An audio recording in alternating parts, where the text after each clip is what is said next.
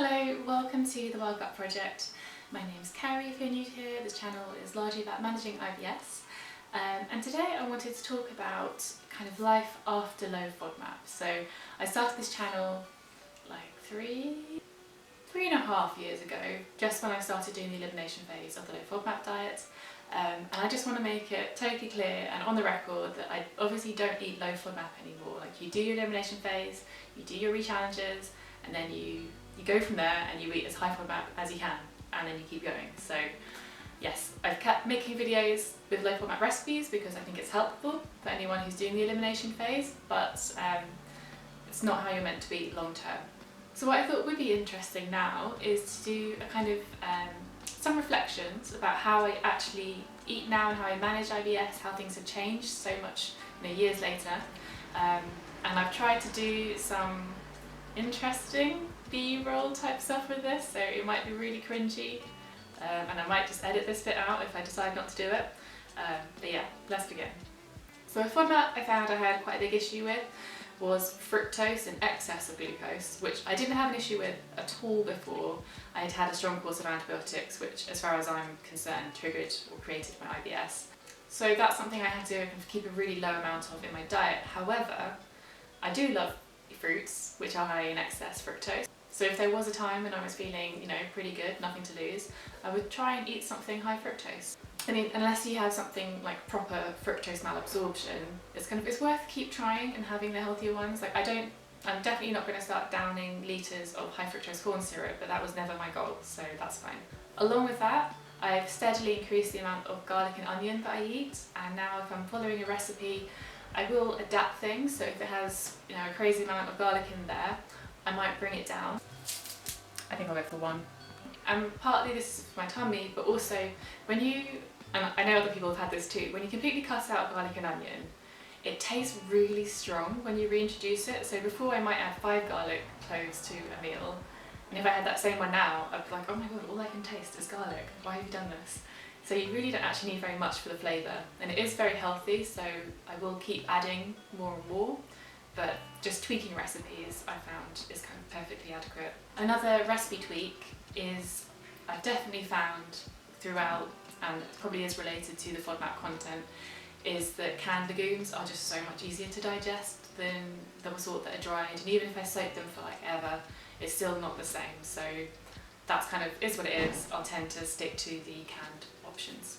Eating out has been quite an interesting thing, especially with all the lockdowns. I've really noticed the difference. If I eat out a lot or several days in a row, my tummy will always feel bad, even if I think I'm picking healthier options. And to be honest, I don't really know what they're doing in the kitchen. I remember speaking to a chef, like a friend who was a chef, and he said, well, they're not trying to make healthy food.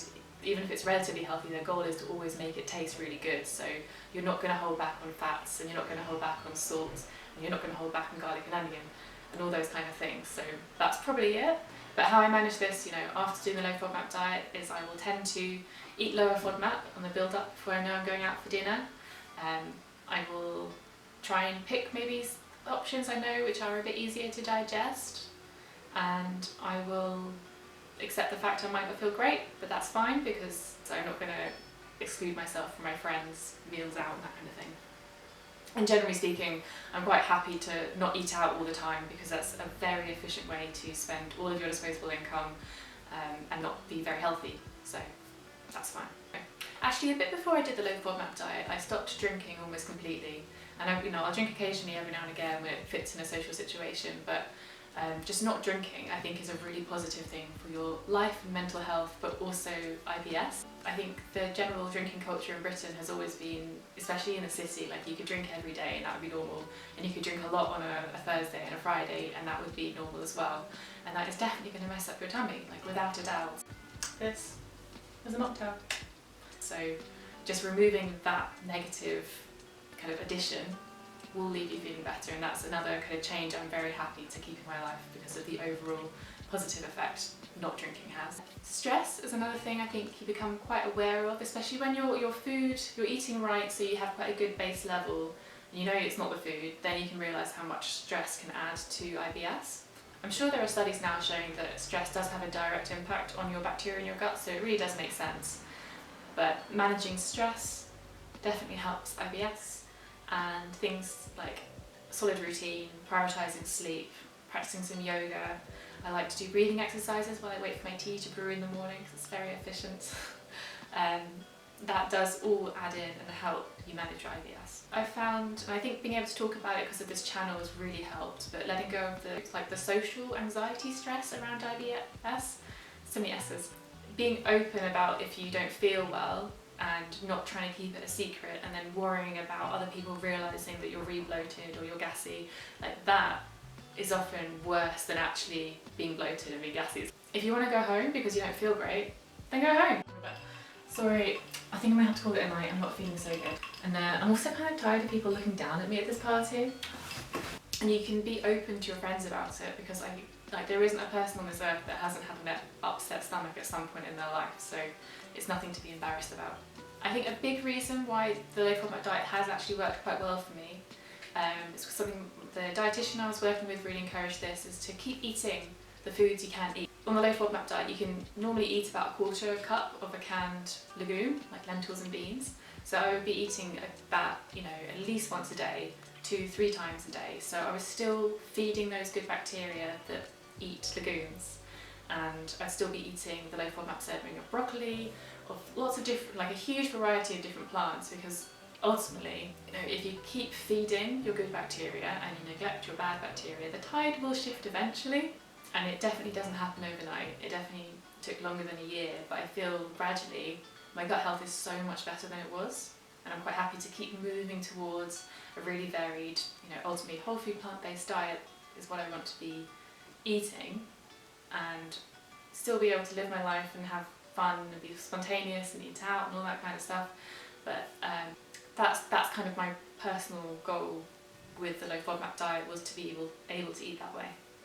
I would say that low FODMAP is not a cure for IBS. I don't think it'd be brilliant if we get to the point where we fully understand how everything works and it could be a cure. I think everyone just wants a tablet and you're good for a lot of conditions. But for me, it calmed the storm, so then I could kind of start rebuilding and eating better and better, and notice other factors that had an influence. So for that, it just massively improved my quality of life so much, so much. So I'm incredibly grateful to the people at Monash, to the dietitian I worked with, everyone for the support from here.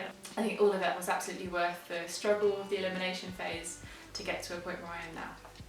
So I hope if you're watching this, you will feel inspired to keep adding more healthy FODMAPs to your diet. And if you are in the depths of the elimination phase, then no, it's not forever. You can keep reintroducing FODMAPs. There's not like a set point, things change, so you can keep adding more. But that's it, I will see you in my next video. I hope this was helpful. I hope you're well, I hope you're safe, I hope your tummy is lovely and calm. And yeah, I'll see you in the next video. Bye!